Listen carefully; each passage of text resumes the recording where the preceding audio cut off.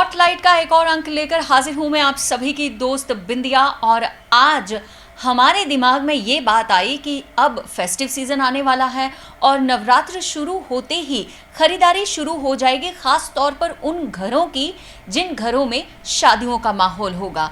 और अक्सर हमने देखा है कि बेटियों की शादी के लिए माँ बाप शुरुआत से ही गहने बनाना शुरू कर देते हैं। तो अगर आप सभी के दिमाग में ऐसी कोई बात है, ज्वेलरी की खरीदारी की बात आ रही है, या शादी ब्याह का मौका है घर पर और आपकी खरीदारी अभी नवरात्र में शुरू होने वाली है, तो हम आपको बताएंगे आज स्पॉटलाइट के माध्यम से कि कौन सी ऐसी बातें हैं जिनकी आपको एहतियात रखनी होगी ज्वेलरी खरीदते समय। और ये सब जानकारी हमें मिलेगी मयंक कपूर जी से, जो श्री एसके ज्वेलर्स कुंजवानी से वाबस्ता हैं। पिछली कई पीढ़ियों से ये इस काम में हैं और आज हमारे पास डायरेक्ट इमीडिएट 4th जनरेशन के मयंक कपूर इस ज्वेलरी के व्यापार से जुड़े हुए हैं, जो आपको बताएंगे कि गोल्ड की खरीदारी में किस तरह की एहतियात बरतनी है। मयंक जी, सबसे पहले तो स्पॉटलाइट में आने के लिए आपका बहुत बहुत शुक्रिया। मयंक जी, जानना चाहेंगे कि क्योंकि अब फेस्टिव सीज़न आ रहा है और लोग अक्सर उमड़ पड़ते हैं ज्वेलरी शॉप्स में नवरात्र के टाइम पे, और कहीं ना कहीं एक मन के अंदर डर भी रहता है कि ज्वेलरी शॉप पर जा रहे हैं तो कहीं धोखाधड़ी ना हो जाए। जी, मैं आपको पहले बताना चाहूँगा कि जो आप गोल्ड परचेज़ करते हैं उसकी ऑथेंटिसिटी आप देखें।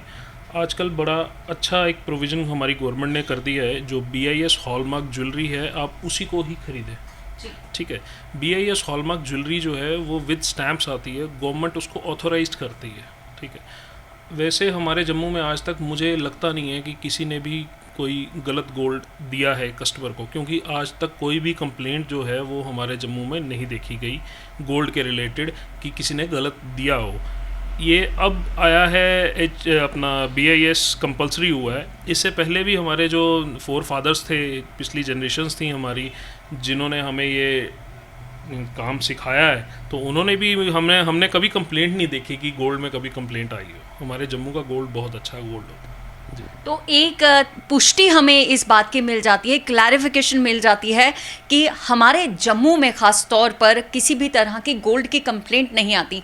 लेकिन अक्सर ये देखा गया है कि आजकल क्योंकि नई जनरेशन है, बाहर से बच्चे पढ़कर आते हैं और बाहर आपको पता है कि एक्सपोजर होता है, स्लीकनेस चाहिए, फिर स्मार्टनेस चाहिए, फिर न्यू डिज़ाइंस चाहिए, और इस सारी कवायद में कहीं ना कहीं वो लोग ऐसे शॉपिंग मॉल्स में, ऐसे गोल्ड मॉल्स में चले जाते हैं जहां से उन्हें थोड़ा सा मायूस होकर निकलना पड़ता है। क्या कहेंगे इस बारे में? मैं इसमें आपको एक चीज़ क्लियर कर देना चाहता हूं कि आप जिस तरह हमारे मोदी जी भी बोलते हैं वोकल फॉर लोकल, ठीक है, तो आप सबसे पहले अपने जो लोकल ज्वेलर्स हैं आप उनसे गोल्ड परचेज़ कीजिए, क्योंकि वो आपको एक ऑथेंटिसिटी देंगे। आप ये जो बात आप कह रहे हैं कि हम अपने लोकल ज्वेलर्स के पास जाकर के गोल्ड खरीदें, इसकी ऑथेंटिसिटी किस तरह से हम वेरीफाई करेंगे, कितना वैलिड होगा इसका ऑथेंटिसिटी? क्योंकि देखिए, कंपनीज जो हैं वो गारंटी कार्ड्स वगैरह भी देती हैं, रीसेल के लिए भी कहती हैं, फिर उनकी डिज़ाइनिंग कुछ अलग तरह की होती है जो कि कहीं ना कहीं लोकल ज्वेलरी शॉप्स पे हमें कम देखने को मिलती है। जी, मैं आपको इसमें बताऊं कि ये जो कंपनीज़ हैं ये मैन्युफैक्चरिंग जो इनकी होती है ये बाय मशीन करते हैं। ठीक है, इनकी जितने आर्टिकल्स होंगे ये बाय मशीन, और हमारा जो लोकल, जो हम जिसको स्वर्णकार कहते हैं, वो एक मतलब छोटे से नाखून जितनी चीज़ के ऊपर एक दुनिया उकेर के बाहर निकाल देता है। ठीक है, इसलिए मैं कहता हूँ कि वोकल फॉर लोकल। हमारी कुछ ऐसी डोगरा ट्रेडिशंस की कुछ ऐसी चीज़ें हैं जो वो लोग नहीं दे पाएंगे आपको। और आपकी बात रही सलीकनेस की, तो हमारे जितने भी स्वर्णकार हैं वो बड़े अच्छे तरीके से उस चीज़ को बना सकते हैं। ये जो आर्टिजन्स की आप बात करते हैं, ये जो क्राफ्ट्समैन आपके पास होते हैं, आप कह रहे हैं कि आप किसी भी तरह की अगर फरमाइश करेंगे तो they are well equipped and well skilled to make it again. तो बात यहाँ आती है कि आप ट्रेडिशनल ज्वेलरी की बात जब करते हैं, उसके साथ में एक दिमाग में ये भी बात आती है कि अगर हम ट्रेडिशनल ज्वेलरी ले रहे हैं तो इस ट्रेडिशनल ज्वेलरी के लिए हमें ऑथेंटिकेशन कार्ड कैसे प्राप्त होगा एक लोकल ज्वेलरी शॉप से? ये आपने बड़ा अच्छा क्वेश्चन किया है हमसे। ये ऑथेंटिसिटी जो आपको प्रोवाइड कर रहे हैं आज की डेट में गवर्नमेंट प्रोवाइड कर रही है, क्योंकि हर ज्वेलर जो है वो आज की डेट में BIS लाइसेंस होल्डर बन चुका है। वो एक ऑथेंटिसिटी आपको आर्टिकल के ऊपर मिलेगी, वो स्टैंपिंग होगी, वो गवर्नमेंट ऑथराइज सेंटर से वो स्टैंप होता है। उसके बाद ये यहाँ मैं आपकी बात को काटना चाहूँगी, क्योंकि अक्सर हमने देखा है, हम दर्शकों से ज़रूर ये साझा करना चाहेंगे कि कहीं ना कहीं एक छोटा सा मिथ भी हम नहीं कहेंगे, लेकिन कहीं ना कहीं एक मत ज़रूर लोगों के बीच में सामने आता है, एक थॉट आता है सामने कि लोग कहते हैं कि ये जितने भी हमारे कारीगर होते हैं, ये BIS के और ये 22 कैरेट के और जैसे तनिष्क के स्टैम्प के, ये सारे स्टैम्प्स जो होते हैं ये हर किसी ज्वेलर शॉप के पास होते हैं, वो कुछ भी बना देंगे, उसके ऊपर स्टैम्प वो ऐसे ही लगा सकते हैं, तो BIS की स्टैम्प लगाने में उनको कोई दिक्कत नहीं आएगी। देखिए मैम, जो आप बात कर रहे हैं BIS की स्टैंप जो है वो BIS लाइसेंस होल्डर सेंटर्स ही लगा के दे सकते हैं, कोई नहीं लगा सकता। वो एक प्रॉपर प्रोसेस होता है, उसको एनालाइज़ किया जाता है, उस आर्टिकल को एनालाइज़ किया जाता है, उसकी प्योरिटी को एनालाइज़ किया जाता है, उसके बाद वो स्टैंपिंग होती है। ऐसे कोई ज्वेलर भी उसको नहीं लगाएगा। इन केस अगर आपको ऐसा लगता है कि वो लगाएंगे तो वो टोटली फ्रॉड है। वो हमारे जम्मू में कहीं पे भी नहीं आपको देखने को मिलेगा कभी भी, क्योंकि हर ज्वेलर जो है वो एक प्रॉपर चैनल के थ्रू इसको चैनलाइज करके अपना आर्टिकल को वो हॉलमार्क करवा के आपको देगा। तो ये जो लाइसेंसिंग की आप बात कर रहे हैं, ये जो आप हॉलमार्किंग की बात कर रहे हैं, ये सब चीज़ें करने के लिए इस प्रोसेस में क्या कहीं ना कहीं हर किसी ज्वेलर के लिए, हर किसी लोकल ज्वेलर के लिए ख़ास तौर पर ये मैंडेशन है कि आपके पास लाइसेंस गवर्नमेंट अथराइज्ड ही होना चाहिए? जी, देखिए, हॉलमार्क लाइसेंस आपका 2000 में आ गया था, आज से 21 ईयर्स पहले। गवर्नमेंट ने पहले इसको कंपलसरी नहीं किया था। आज की डेट में अगर आपने एक ज्वेलरी शॉप खोलनी है तो BIS लाइसेंस होल्डर होना ज़रूरी है। आने वाले टाइम में अभी गवर्नमेंट के साथ इस पे भी बात चल रही है कि जो छोटा दुकानदार है, वो जिसकी सेल कम है, उसका क्या किया जाए, तो उस पे बात चल रही है। वो दे सकते हैं, कोई ऐसी बात नहीं है। लेकिन जब ये लाइसेंस होल्डर नहीं थे तब भी हम एक प्योरिटी के साथ चलते थे, और मैं आपको फिर बताऊंगा कि हमारे जम्मू में आज तक कभी भी कंप्लेंट नहीं आई कि किसी ने गोल्ड गलत दिया। जी, ये एक बहुत बड़ी बात है कि गोल्ड क्राइम, गोल्ड को लेकर के, ज्वेलरी को लेकर के अगर कोई क्राइम कहें कि हम मैन्युफैक्चरिंग यूनिट से, वो वैसा कुछ भी यहाँ जम्मू में देखने को नहीं मिलता है। एक बात आपसे और जानना चाहूँगी मयंक जी, कैसे कोई आम इंसान ये जज कर पाएगा कि ये गोल्ड प्योर है या इसमें कोई मिलावट है? देखिए, सबसे पहले इसका प्रोसीजर यही है कि आप एक अच्छे दुकानदार से, अच्छे रेप्यूटेड दुकानदार से इसको गोल्ड को ख़रीदें। अपने लोकल दुकानदार से, जिसके आप ऊपर ट्रस्ट करते हैं, आपके पेरेंट्स ट्रस्ट करते हैं, आपके ग्रैंड पेरेंट्स ट्रस्ट करते हैं, तो आप उनको चीज़ बताइए। लोकल जो स्वर्णकार है, जो ज्वेलर है, जो कारीगर है, जिसको मैं बोलूँगा, जो बनाता है, वो एक अच्छी प्योरिटी के साथ ही चीज़ बनाता है। क्योंकि आप जब प्योरिटी डाउन की जाएगी, उसको मशीन्स में ही बनाया जाता है। जब प्योरिटी डाउन होती है उसको टोटली मशीन में बनाया जाता है, और हमारे यहाँ पे जम्मू में लोकल कोई ऐसी मशीन नहीं है जो आर्टिकल बनाती हो। हम क्राफ्टमैन हैं, जो हाथ से हमारे क्राफ्टमैन हैं, जो बिल्कुल उसको बनाते हैं अच्छे तरीके से with purity of gold. Authenticity है, और मोरओवर गवर्नमेंट ने इस पर अब लाइसेंस भी दे दिया है सबको कि भाई आप सिर्फ हॉलमार्क चीज़ ही बेचेंगे, और कस्टमर को एक वो भी सेटिस्फेक्शन होती है कि इस पे हॉलमार्क हुआ स्टैंप लगी हुई है, ये गोल्ड हॉलमार्क्ड है। तो एक कहीं ना कहीं एक अथॉरिटेटिव एथराइजेशन मिल गई है ज्वेलर्स को भी इस मामले में। लेकिन एक बात और जहन में ये आती है कि जब हम गोल्ड लेकर के जाते हैं, सपोजिंगली अभी गोल्ड ले लिया, शादी हो गई, कई साल हो गए, बच्चों की शादी है, उस समय आपको वो ट्रेडिशनल ज्वेलरी नहीं चाहिए, बच्चों का कुछ और मन है, तो जब वो रीसेल के लिए आएंगे आपके पास, जैसे कि हम अगर बाहर के बड़े बड़े मॉल्स में जाके देखें या गोल्ड मॉल्स में देखें, तनिष्क है या हॉलमार्क के जो अपने यूनिट्स हैं उनमें देखें, तो कहीं ना कहीं रीसेल वैल्यू में भी हमें मेकिंग देनी पड़ती है, और रीसेल उतनी नहीं होती जितना कि हमने गोल्ड बनाने में लगाया था, मैन्युफैक्चरिंग में लगाया था। जी, देखिए, आप हमसे जो चीज़ लेते हैं, अगर उस दिन गोल्ड का रेट 500 रुपीज़ पर ग्राम था, आपने 10 ग्राम्स की चीज़ हमसे परचेज़ की है, 500 के अकॉर्डिंग उसका 50,000 वैल्यू हो गया इन पास्ट, ठीक है। वही 10 ग्राम्स अगर आप आज उसको सेल करेंगे, वो आपका बढ़ जाएगा, ठीक है। तो इसमें हम देख सकते हैं कि क्या किया जा सकता है। तो अगर कहीं ना कहीं एक बात ज़रूर आती है बीच में कि अगर हमने कहीं ना कहीं अपने लोकल ज्वेलर्स से परचेज़ किया होगा तो हो सकता है कि आपकी कंपेनियनशिप पुरानी रही है, कस्टमर्स आप बहुत देर से उनके रहे हैं, तो कहीं ना कहीं वहाँ भी रियायत मिल जाए। जी बिल्कुल। जब आप देखिए पुराना गोल्ड आपने 10 ग्राम में लिया है, उसकी वैल्यू उस टाइम पे 5000 थी, ठीक है। आज वही 10 ग्राम जो है 50,000 हो गया, ठीक है। एक ये स्मार्ट इन्वेस्टमेंट भी हम बोल सकते हैं कि ये आपने एक स्मार्ट इन्वेस्टमेंट किया है, ठीक है।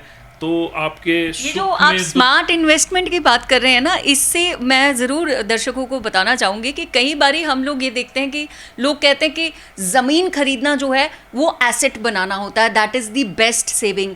क्या गोल्ड बनाना बेस्ट सेविंग नहीं है?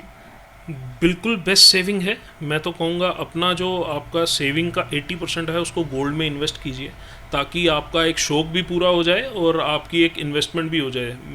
अब जिस तरह गोल्ड के रेट्स डे बाय डे बढ़ रहे हैं, तो आपकी एक इन्वेस्टमेंट भी है और लेडीज़ का एक शौक भी पूरा हो जाता है उससे, ठीक है। इस बात में कोई दो राय नहीं है कि महिलाओं को इस बात से कोई दो राय नहीं है कि हम ज्वेलरी खरीदेंगे तो वो बेस्ट इन्वेस्टमेंट रहती है।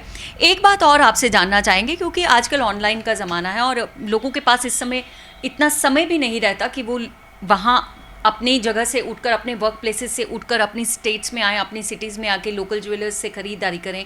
तो अक्सर इसमें क्या होता है कि लोग आजकल ऑनलाइन गोल्ड मॉल्स में चले जाते हैं और वहाँ से ख़रीदारी करना शुरू कर देते हैं। कितना सही आपको लगता है ऑनलाइन गोल्ड ज्वेलरी खरीदना?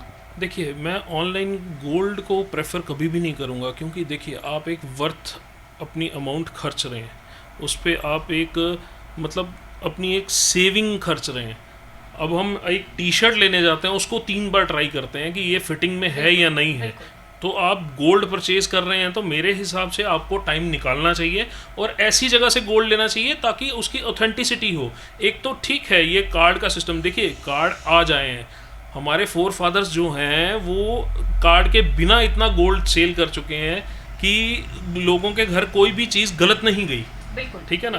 तो आज की डेट में आप अगर गोल्ड परचेज़ करते हैं तो आपको अपने लोकल उससे परचेज़ कीजिए, थोड़ा सा टाइम निकालिए, आपको बेस्ट डिज़ाइन वो प्रोवाइड करवाएंगे, आपकी एक अच्छी इन्वेस्टमेंट होगी। बाकी रहा एक ज्वेलर का मार्जिन, वो नियर अबाउट 7 to 8 to 10% होता है। आर्टिकल वेरी करता है कि उसकी चार्जेस क्या होंगे। देखिए जिसने बनाना है उसने भी चार्जेस लेने हैं जी। और जो हाथ से कारीगर काम करते हैं उनके चार्जेस हम ना दें तो ये कहीं ना कहीं हमारी ओर से भी कोताही हो जाएगी। एक बात आपसे ज़रूर मैं आखिर में समझना चाहूँगी, क्योंकि ऑनलाइन की तो हमने बात कर ली, ये जो ऑथेंटिकेशन आप कहते हैं कि लोकल ज्वेलर्स के पास हमें मिलती है, इसका सबसे बड़ा रीज़न क्या ये भी हो सकता है कि आप कभी भी आकर आपसे सवाल कर सकते हैं? बिल्कुल, वो हमारे पास कभी भी आ सकते हैं। तो हमारी बिलिंग है, हमारी जवाबदेही है। हमारे कुछ ऐसे क्लाइंट्स हैं जिनके साथ हमारे फैमिली टर्म्स हो गए हुए हैं, वो हम पे ट्रस्ट करते हैं, हम उन पे ट्रस्ट करते हैं, तो वो कभी भी आके मोस्ट वेलकम है उनका जी। मयंक जी, आप स्पॉटलाइट में हमारे साथ जुड़े उसके लिए आपका बहुत बहुत शुक्रिया। जाने से पहले एक आखिरी सवाल आपसे ज़रूर पूछूंगी।